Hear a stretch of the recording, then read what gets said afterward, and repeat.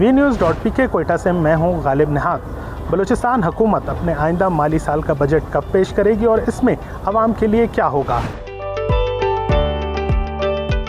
हुकूमती ज़राए के मुताबिक बलूचिस्तान हुकूमत अपने आइंदा माली साल का बजट जो है वो मुमकिना तौर पर जून के तीसरे हफ्ते के अख्ताम में बलूचिस्तान असम्बली में पेश करेगी। बजट जो है वो सूबाई वज़ीर ख़जाना शुएब नौशरवानी ऐवान में पेश करेंगे, जबकि ये ज़राए की जानिब से बताया जा रहा है कि बजट का मजमूई हजम 1100 अरब रुपये से ज़ायद होगा। बजट में तालीम, सेहत और अमन व अमान जो है ये शोबे अहमियत का हामिल होंगे और इनको तरजीहती बुनियादों पर रखा जाएगा। तालीम के शोबे के लिए तकरीबन 150 अरब रुपये से ज़ायद का बजट रखा जाएगा, जबकि जो तनख्वाहें हैं वो भी विफाक के तर्ज पर बढ़ाई जाएंगी। जितनी तनख्वाहें विफाक बढ़ाएगा उसी तर्ज पर बलूचिस्तान हुकूमत भी अपने सरकारी मुलाजमीन की तनख्वाहें बढ़ाएगी। नौजवानों के लिए हुकूमती ज़राए बता रहे हैं कि ये बजट काफ़ी खुशाइंद होगा। नौजवानों के लिए स्कॉलरशिप्स और मुख्तलिफ जो है वो मौक़े फ़राहम किए जाएंगे, जबकि नौकरियों के नए मौक़े भी इस बजट का हिस्सा होंगे। ताहम आवाम जो है वो इस बजट को जो है वो मुख्तलिफ नज़र से देख रही है। उनका कहना है कि हुकूमत जो है वो जो दावे कर रही है, मुमकिन तौर पर उम्मीद है कि वो दावों पे पूरा उतरेगी और ये बजट आवाम दोस्त होगा। इस बजट में एक खुशखबरी